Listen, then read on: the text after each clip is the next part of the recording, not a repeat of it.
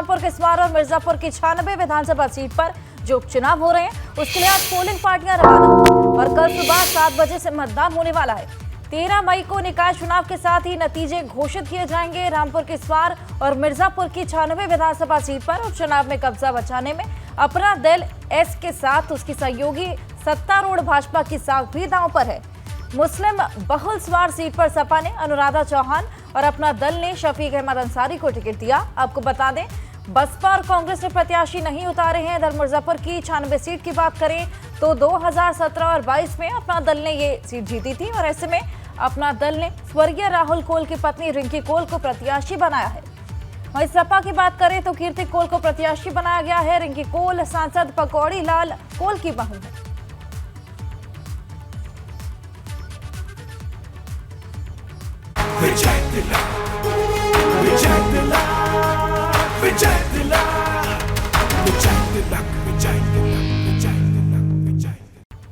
निकाय चुनाव के प्रचार का आज आखिरी दिन है। आज 11 मई को दूसरे चरण में होने वाले चुनाव के लिए जो प्रचार चल रहा है वो शाम 6 बजे थम जाएगा।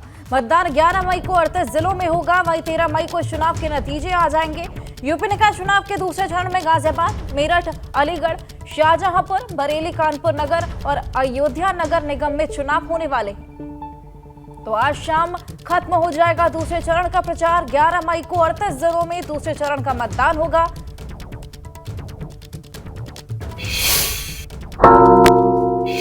निकाय चुनाव की काउंटिंग 13 मई को होनी है, लेकिन स्ट्रांग रूम के बाहर प्रत्याशियों का पहरा देखा जा रहा है। सपा के मेयर पद के प्रत्याशी ओपी सिंह पहाड़िया इलाके में बने स्ट्रांग रूम के बाहर 8 घंटे की 3 शिफ्ट में कार्यकर्ताओं से पहरा दिलवा रहे हैं, जिससे किसी भी तरह की कोई गड़बड़ी न सामने आए। और वहीं प्रशासन की ओर से सीसीटीवी के जरिए स्ट्रांग रूम पर नजर रखी जा रही है। सपा के मेयर प्रत्याशी ओपी सिंह से एबीपी गंगा संवाददाता नवीन पांडे ने खास बातचीत की, आपको सुनवाते हैं। 13 मई को प्रत्याशियों के भाग्य का फैसला ईवीएम से होगा, लेकिन ईवीएम की सुरक्षा के लिए राजनीतिक पार्टियों का पहरा चल रहा है। हमारे साथ मौजूद हैं समाजवादी पार्टी के मेयर पद के प्रत्याशी ओपी सिंह, जो लगातार 3 शिफ्ट में ईवीएम जहां रखा हुआ स्ट्रांग रूम के बाहर पहरा लगाए हुए हैं। ओम प्रकाश जी, किस तरह से पहरा चल रहा है? पहरा ये जिस दिन से वोटिंग हुई है उसी के दूसरे दिन से सीसीटीवी लगा हुआ है। जहाँ सीसीटीवी का स्क्रीन लगा है वहाँ से स्ट्रांग रूम की दूरी कुछ ज़्यादा ही है। तो जो भी सीसीटीवी में दिख रहा है उस पर तो पहरा चल रहा है, लेकिन जहाँ स्ट्रांग रूम है वहाँ तक जो देख रेख करने वाले हैं लोग, वहाँ तक वो जा नहीं पा रहे हैं।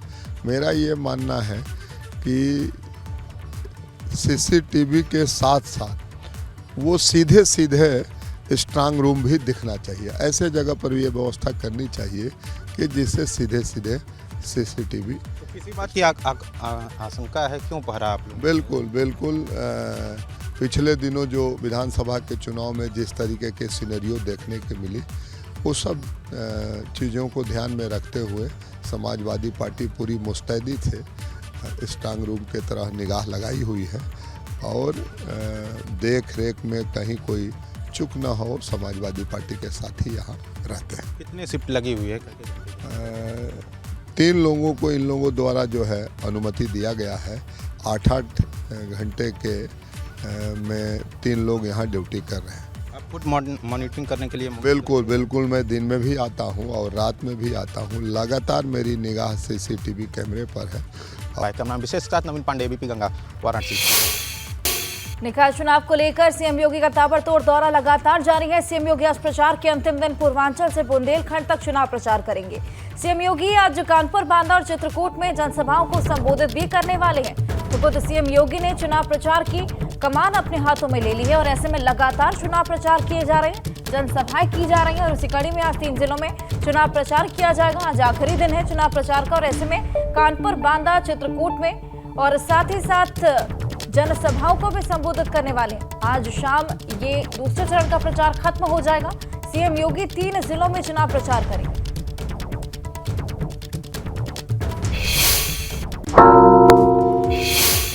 कानपुर निकाय चुनाव दिलचस्प होता जा रहा है। यहाँ डिंपल और शिवपाल के प्रचार के बाद अब अखिलेश मोर्चा संभालेंगे और रोड शो करेंगे। अखिलेश के रोड शो को देखते हुए कानपुर ट्रैफिक पुलिस ने एडवाइजरी जारी की। इधर सीएम योगी का भी आज कानपुर में रैली होने वाली है और ऐसे में एडवाइजरी यहाँ पर जारी कर दी गई है। अखिलेश यादव आज कानपुर दौरे पर हैं। यहाँ पर सपा प्रत्याशियों के लिए प्रचार करेंगे और आपको बता दें कि लगातार प्रचार का दौर जारी है और आज सपा अध्यक्ष रोड शो भी करने वाले हैं।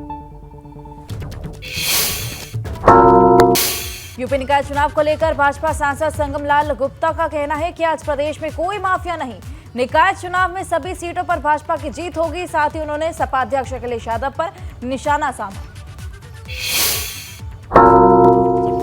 चुनाव हो चुके हैं, किस तरीके से नतीजों को आप देख रहे हैं, क्योंकि 13 तारीख को नतीजे आने हैं। देखिए, जिस तरीके से लोगों में उत्साह था और जिस तरीके से उत्तर प्रदेश सुशासन और विकास की तरफ आगे बढ़ रहा है, तो हमें हमारे जिले में 18 नगर पंचायत हैं और 18 के 18 नगर पंचायतों में जिस तरीके से उत्साह था लोगों में, हम 18 के 18 नगर पंचायत जीतने वाले हैं। अगर प्रदेश की बात करें तो मुख्यमंत्री लगातार दौरे कर रहे हैं, आज अयोध्या पहुंच रहे हैं और कानून व्यवस्था का जिक्र कर रहे हैं कि उत्तर प्रदेश में कानून व्यवस्था पूरी तरीके से बेहतर है। अखिलेश यादव कह रहे हैं कि शहरों में गंदगी है और कानून व्यवस्था के नाम पर सब चौपट है। अब देखिए, अखिलेश यादव तो उनके पास कोई काम तो है नहीं, न उनके पास कोई काम है और न उनके पास कोई विजन है, न उनके पास जनता को बताने के लिए कुछ है। क्योंकि भारतीय जनता पार्टी मोदी जी और योगी जी के नेतृत्व में उत्तर प्रदेश जिस तरीके से कानून का राज स्थापित हुआ है, गुंडे माफिया सर उठाकर नहीं चल सकते हैं उत्तर प्रदेश में। बड़े बड़े उद्योगपति उत्तर प्रदेश की तरफ पलायन किए हैं उद्योग स्थापित करने के लिए। तो इससे साबित होता है कि अखिलेश यादव जिस मानसिकता के तहत 2017 के पहले उनके राज्य में हुआ है और आज उनको जो अच्छे कार्य हो रहे हैं उसकी तारीफ ना करके वो प्रदेश की जनता को गुमराह करने का काम कर रहे हैं। एक आखिरी सवाल है, अगर बात करें तो माफिया अतीक अहमद की पत्नी के नाम के आगे भी अब माफिया जुड़ गया है। इलाहाबाद पुलिस ने जो FIR दर्ज की है उसमें साफ तौर पर लिखा गया है कि अतीक अहमद की जो पत्नी है परवीन, शाइस्ता परवीन, उनके नाम के आगे भी माफिया जोड़ा गया। देखिए, जो उमेश पाल के हत्याकांड में सम्मिलित होगा तो उसके आगे माफिया जुड़ जाना ये कोई बड़ी बात नहीं है। और दूसरी बात क्या है कि जिसकी जैसी करनी होती है उसकी भरनी यही होती है, उसके आंख के सामने होती है। दर्शन रोहित के साथ अविनाश तिवारी, ABP गंगा, दिल्ली। चुनाव प्रचार के अंतिम दिन सीएम के अलावा भाजपा नेता भी चुनाव प्रचार में मोर्चा संभालेंगे। भूपेंद्र चौधरी बागपत, मेरठ, गाजियाबाद जाएंगे। भूपेंद्र चौधरी आज मेरठ में रोड शो भी करने वाले हैं। दोनों डिप्टी सीएम ने पूर्वांचल और अवध में अंतिम प्रचार की जिम्मेदारी संभाल ली है। केशव प्रसाद मौर्य आज भदोही तथा अयोध्या में जनसभाओं को संबोधित करेंगे।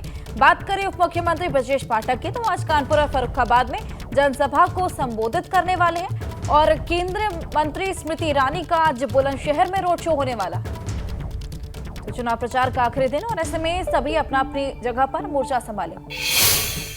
पीलीभीत पहुंचे डिप्टी सीएम केशव प्रसाद मौर्य भी नगर निकाय चुनाव में भाजपा की जीत का दावा कर रहे हैं। नगर पालिका परिषद प्रत्याशियों के पक्ष में प्रचार करने पहुंचे केशव प्रसाद मौर्य ने लोगों से प्रदेश में ट्रिपल इंजन की सरकार बनाने की अपील की। उन्होंने कहा कि यूपी के विकास के लिए नगर निकाय चुनाव में भाजपा की जीत जरूरी है। इस दौरान डिप्टी सीएम ने सियासी विरोधियों पर भी जमकर हमला बोला।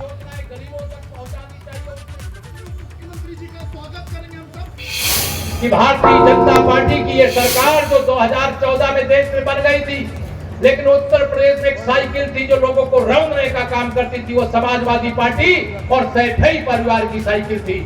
उस साइकिल को जिस दिन से आपने पंचर किया, विकास की गंगा पीलीभीत में बह रही है और पूरे उत्तर प्रदेश के सभी 75 जिलों में बह रही है। नगर हमारे सुंदर नहीं होंगे, व्यवस्थित नहीं होंगे, विकसित नहीं होंगे, तो हमारी देश और प्रदेश की सरकार का जो लक्ष्य है वो अधूरा रह जाएगा। मैं आप सब लोगों को आज यहाँ पर यही कहने के लिए आया हूँ, ये सपा बसपा कांग्रेस सहित जो विरोधी कोई मैदान में हो वो आपका वोट तो ले सकता है, नगर पालिका के चाहे वह अध्यक्ष की कुर्सी हो और चाहे पार्षद की कुर्सी हो, उसे तो प्राप्त कर सकता है, लेकिन आपकी सेवा ईमानदारी से वो कभी नहीं कर सकता है। वहीं डिप्टी सीएम ब्रजेश पाठक ने निकाय चुनाव को लेकर भदोही में चुनावी सभा को संबोधित किया। इस दौरान डिप्टी सीएम ने निकाय चुनाव में भाजपा की जीत का दावा किया। उन्होंने कहा कि भाजपा पूरे प्रदेश में जीत रही है और यही वजह है कि विरोधी प्रचार करने नहीं निकल रहे। डिप्टी सीएम ब्रजेश पाठक ने विपक्ष पर जोरदार प्रहार किया। भदोही में मैं दावे के साथ कह सकता हूं, सभी सीटों पर भारतीय जनता पार्टी बहुत आगे है। जो हमको गोपनीय रिपोर्ट मिली, हमने जनता से बात की, कई पान के दुकानदारों से बात किया है। चारों तरफ भारतीय जनता पार्टी की लहर चल रही है। भारतीय जनता पार्टी एक ऐसी पार्टी है, नगर निकाय चुनाव में हम सब ने देखा होगा, बाकी जो विपक्षी दल हैं चुनाव प्रचार के लिए ही नहीं निकले, क्योंकि जनता के पास उनको जाने के लिए ना कोई नीति है ना एजेंडा। समाजवादी पार्टी के शासनकाल को लोग भूले नहीं हैं। गुंडे, माफिया, बदमाश, लुच्चे, लफंगे आम जनता का जीना मुश्किल कर दिए थे। लोग लॉ एंड ऑर्डर के नाम पर और मोदी जी की गरीब कल्याण योजना जन जन में पहुंची हैं। लोगों का भरोसा भारतीय जनता पार्टी के प्रति बढ़ा है। यूपी के ऊर्जा मंत्री ए.के. शर्मा ने बड़ा बयान दिया है। उन्होंने दावा किया कि निकाय चुनाव में भाजपा बड़ी जीत दर्ज करने वाली। ऊर्जा मंत्री ए.के. शर्मा मऊ जिले में कैंप करके भारतीय जनता पार्टी के कार्यकर्ताओं को उठाने का काम कर रहे हैं, मजबूत करने का काम कर रहे हैं। इतना करंट आ गया है आपके प्रचार के बाद। भारतीय जनता पार्टी के कार्यकर्ताओं और पदाधिकारियों के अथक परिश्रम से और जनता के आशीर्वाद से पूरा माहौल भारतीय जनता पार्टी के पक्ष में बना हुआ है। जनता का पूर्ण आशीर्वाद, पूरा समर्थन हमें मिल रहा है और भारतीय जनता पार्टी के सभी प्रत्याशी, अध्यक्ष और पार्षद, सभासद के जो प्रत्याशी हैं, सभी बहुत बड़े मतों से विजयी होने जा रहे हैं। और मऊ के साथ पूरे ज़िले में सारी हमारी जो नगर पंचायतें हैं वहाँ भी हम विजयी होने जा रहे हैं। बहुत अच्छा जनता का समर्थन मिल रहा है। मैं जनता को बहुत बहुत धन्यवाद देता हूँ। आपको नया नाम मिला करंट मंत्री का, कैसा लग रहा है? करंट मंत्री, अब वो करंट लग रहा है, किसी को करंट लग रहा है तो उससे मेरी यही सलाह है कि करंट वाले तार को न छेड़ें। राहुल सिंह, एबीपी गंगा, मऊ। कांग्रेस विधानमंडल दल की नेता राधना मिश्रा ने भाजपा पर बड़ा हमला बोला। उन्होंने दावा किया कि निकाय चुनाव को लेकर भाजपा डरी हुई नजर आ रही है। उत्तर प्रदेश में पहले चरण का निकाय चुनाव संपन्न हो चुका है और दूसरे चरण के लिए प्रचार तेज है। हमारे साथ बातचीत के लिए मौजूद है कांग्रेस के सीएलपी नेता राधना मिश्रा। मोहन जी, मैम, पहले चरण का चुनाव संपन्न हो गया, किस तरीके से नतीजों को देखते हैं? क्योंकि बीजेपी आश्वस्त नजर आ रही, कह रही हम ही सभी जगह जीतेंगे। जिस तरह से मेहनत कर रहे हैं भारतीय जनता पार्टी के सभी वरिष्ठ नेता, पूरी कैबिनेट लगी हुई है, तो उससे तो साफ लगता है कि आश्वस्त तो नहीं है। क्योंकि अगर आश्वस्त होते और उन्हें अपने काम पे भरोसा होता, पिछले 5 साल पिछले निकाय चुनाव में भी बहुमत इन्हीं का था, विकास कार्यों पर और उपलब्धियों पर इतने आश्वस्त होते तो इस तरह के रोड शो और हर गली में, हर सड़क पे प्रचार करते ना नजर आते।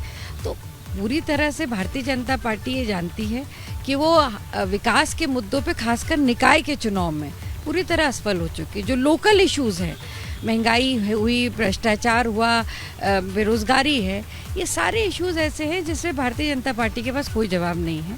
इसलिए सब प्रचार में जुटे हुए हैं। जहाँ तक पहला चरण का चुनाव हो चुका है, मतदान हो चुका है, दूसरे चरण का 11 तारीख को होने वाला है। तो सारा कुछ 13 तारीख का जब परिणाम आएगा तो कितने आश्वस्त बीजेपी और कितनी सीटें उनके आएंगी, सब सामने आ जाएगा। शुक्रिया हमसे बातचीत करने के लिए हैं सीएलपी लीडर राधना मिश्रा मोहरा, जिन्होंने तमाम सारे मुद्दों पर एबीपी गंगा से खास बातचीत की। कैप्टन रोहित के साथ अविनाश तिवारी, एबीपी गंगा, दिल्ली। अयोध्या में इस बार निकाय चुनाव में मेयर पद का मुकाबला दिलचस्प हो गया है। भाजपा ने निर्वातमान मेयर का टिकट काटकर गिरीश पति त्रिपाठी को प्रत्याशी बनाया। गिरीश पति त्रिपाठी का कहना है कि विकास के नाम पर वो जनता के बीच जा रहे हैं, जिसके आधार पर उनकी जीत हो। अयोध्या नगर निगम में बीजेपी ने इस बार गिरीश पति त्रिपाठी को मेयर पद का उम्मीदवार बनाया है। 11 मई को दूसरे चरण में यहाँ वोटिंग होनी है और बीजेपी लगातार खासतौर से इस सीट पर बहुत ज़्यादा उसने फोकस किया हुआ है। हमारे साथ बीजेपी के मेयर पद के उम्मीदवार गिरीश पति त्रिपाठी जी। गिरीश जी, अयोध्या बीजेपी की कहीं ना कहीं हमके प्रतिष्ठा से जुड़ी ये सीट है।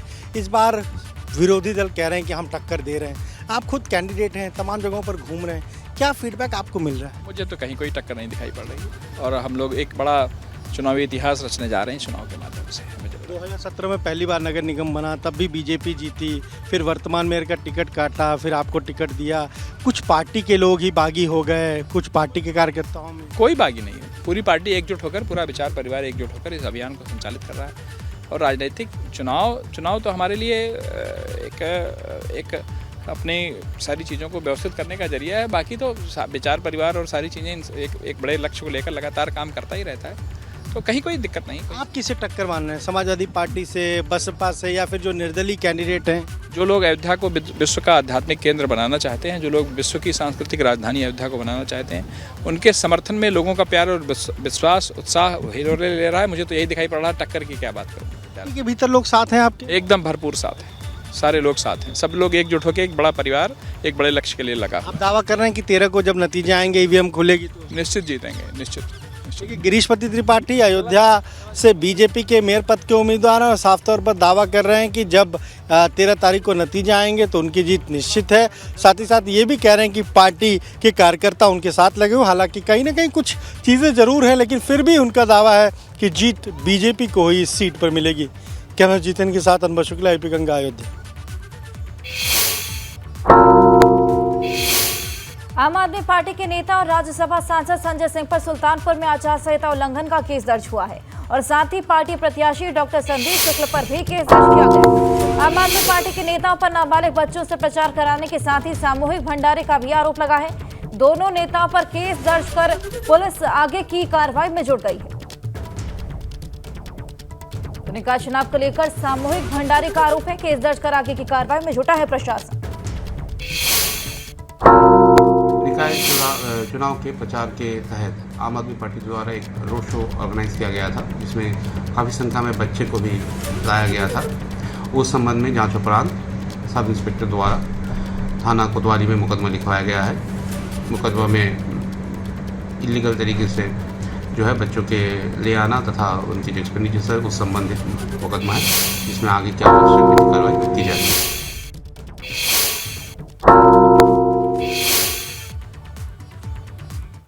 नाबालिग बच्चों से प्रचार कराने की एक पर्टिकुलर पार्टी की वीडियो और फोटो जो है सोशल मीडिया पर वायरल हो रही है, उसका संज्ञान लेते हुए एसडीएम और सीओ को निर्देशित कर दिया गया है कि तत्काल वो इसकी जांच कर लें और यदि किसी प्रकार से आदर्श आचार संहिता का उल्लंघन या नाबालिग बच्चों को यूज़ करने का जो है एविडेंस आता है तो नियमानुसार सुसंगत धाराओं में इसमें आवश्यक कार्रवाई करें और उसकी रिपोर्ट मुझे दें। आजाद समाज पार्टी के नेता का पीएम पर आरोप लगा है, मणिपुर जल रहा है, पीएम का एक शब्द नहीं बोल रहे और ऐसे में हमारी बेटियां अन्याय अपमान के खिलाफ लड़ रही हैं। जंतर मंतर पर प्रदर्शन कर रही हैं हमारी बेटियां, पीएम एक शब्द नहीं बोल रहे। चंद्रशेखर हैं जिन्होंने ये आरोप गढ़े हैं और ऐसे में चंद्रशेखर आजाद ने एसपी आरएलडी के लिए प्रचार किया और उसी समय पीएम मोदी पर हमला बोलते हुए यहां पर नजर आए।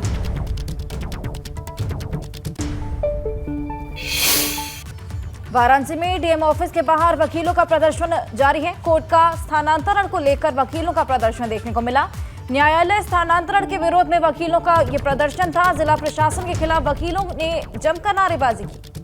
डीएम ऑफिस के बाहर ये वकीलों का प्रदर्शन था। देखिए तस्वीर हम आपको दिखा रहे हैं। कोर्ट के स्थानांतरण को लेकर ये विरोध प्रदर्शन जताया जा रहा है, वकीलों द्वारा ये प्रदर्शन किया गया। देखिए तस्वीरें लगातार हम आपको दिखा रहे हैं। जिला प्रशासन के खिलाफ वकीलों ने यह नारेबाजी की है।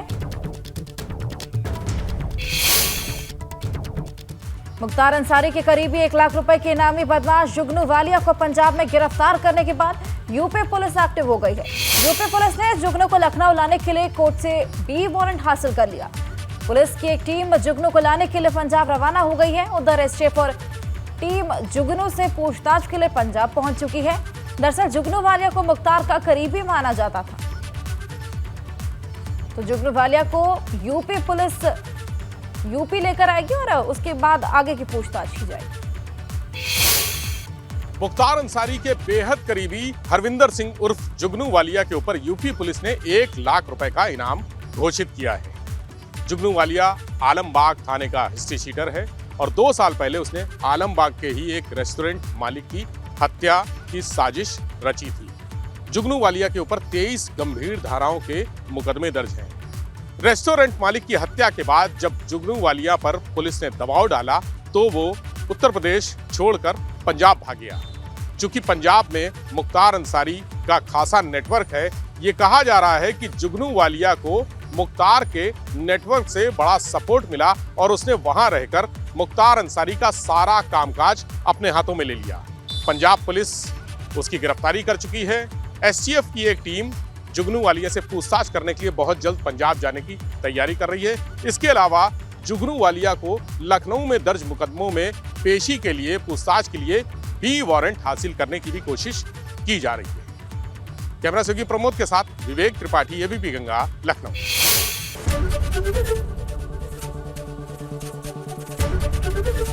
एबीपी गंगा, खबर आपकी, जुबान आपकी।